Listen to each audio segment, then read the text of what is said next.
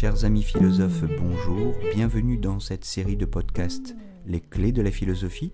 Je m'appelle Jérôme Ravenet et je partage avec vous des conseils et une réflexion sur les clés utiles pour entrer en philosophie à travers les exercices académiques de la philosophie, la dissertation et l'explication de textes autour des auteurs du programme officiel des examens et concours du secondaire et du supérieur. Chers amis philosophes, bonjour. Nous nous retrouvons cette fois-ci pour parler de la vérité chez Descartes. L'incontournable texte des méditations métaphysiques et le discours de la méthode concentrent une réflexion sur la vérité absolument originale et fondatrice de la modernité. Ce que Descartes observe tout d'abord, c'est qu'il a reçu beaucoup de connaissances incertaines au cours de sa formation. Il voudrait donc refonder les sciences, reconstruire l'édifice de la science à nouveau frais, tel est du moins l'objectif qu'il affirme se proposer dès la première méditation métaphysique, dès les premières lignes de ce texte. On peut en tirer une définition de la science. La science est la recherche de la vérité. La vérité est l'objectif, le but de tous les efforts de la science. Il n'est pas sûr, et on va le voir tout de suite, que la science soit le royaume de la vérité. Descartes hérite d'un certain état de la science et il conteste ce qui lui a été transmis comme vérité. Il se propose d'abord d'en douter. Descartes nous propose de commencer d'abord par suspendre notre jugement. Il nous propose une époché, pour parler comme les philosophes, E-P-O-C-H-E, une époché, c'est une suspension du jugement. Elle sera provisoire chez Descartes. Descartes n'est pas un sceptique, il ne conclut pas par la nécessité de suspendre son jugement. Il commence par suspendre son jugement et cette suspension est d'abord chez lui un moyen, non pas un terminus. Il faut commencer par douter. On va dire, si vous voulez, pour être clair, pour enfoncer le clou sur cette question, que le doute est chez Descartes un moyen, une méthode. Descartes pratique un doute méthodique. Et c'est ce qui le différencie certainement des sceptiques, en tout cas des sceptiques radicaux. Il s'agit d'éprouver, pour valider ou rejeter, toutes les connaissances qui lui ont été transmises. D'abord, on va commencer par là. Mettre en question toute la tradition, ou tout ce que nous connaissons par ouï-dire, fût-ce par la bonne parole de nos enseignants. Mais on va aussi douter, Descartes ne va pas s'en priver, douter des connaissances sensibles, au motif que les sens nous trompent quelquefois.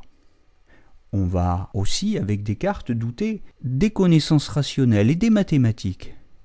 Alors il va falloir exagérer volontairement le doute. Il va falloir forcer un peu le trait. Pour douter que 2 plus 2 fasse 4, il va falloir exagérer et pratiquer ce qu'on appelle un doute hyperbolique. On ne pourra douter que 2 et 2 fasse 4 qu'à condition d'imaginer qu'un malin génie nous trompe à chaque fois que nous procédons à ces opérations. Descartes n'est pas fou. Le doute méthodique doit être hyperbolique, c'est-à-dire volontairement exagéré, rationnellement déraisonnable. Pourquoi ? Parce que nous voulons voir, nous voulons véritablement vérifier, éprouver ce qui peut résister au doute, car cela seul sera considéré comme vrai qui pourra résister au doute.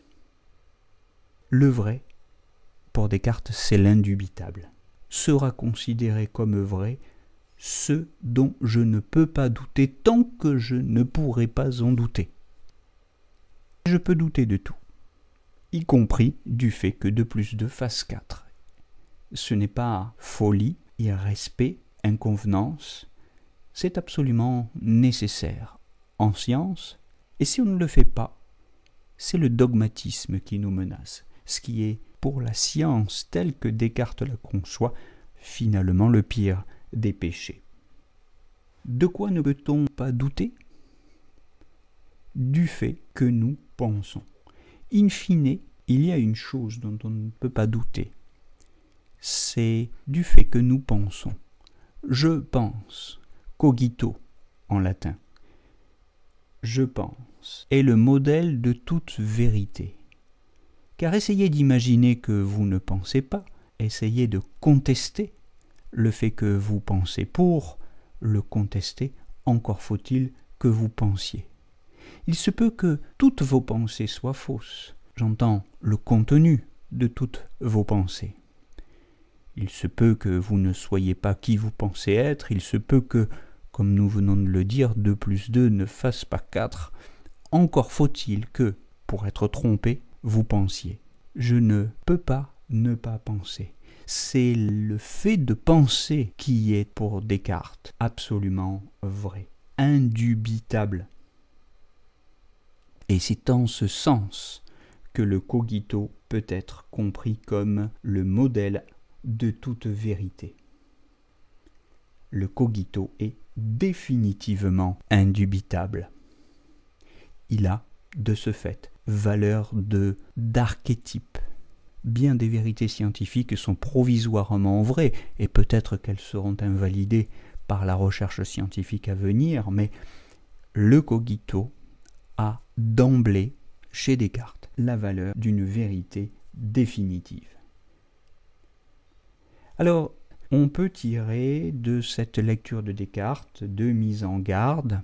Attention à la dogmatisation, au dogmatisme.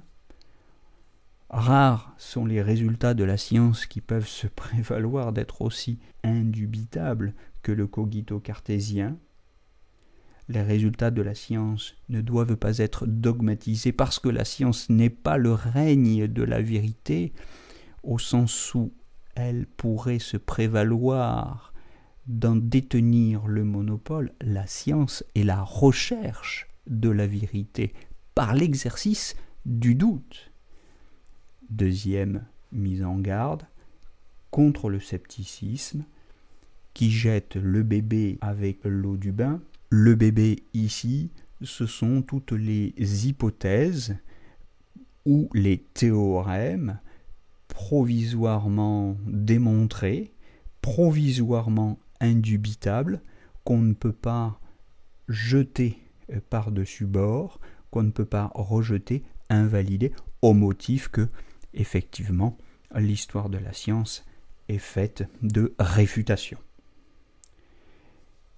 Bien, si vous avez compris ce que c'est que la science pour Descartes, si vous avez compris quelle est sa méthode, si vous avez compris l'importance du doute, si vous avez compris la spécificité du doute cartésien, du doute méthodique et hyperbolique, par rapport et par opposition au doute sceptique, si vous avez compris contre quels excès et contre quelles mauvaises pratiques de la science Descartes essaie de nous mettre en garde, quelle conception originale de la science il essaye de mettre en place, eh bien écoutez, ma foi, vous n'avez pas tout à fait perdu votre journée.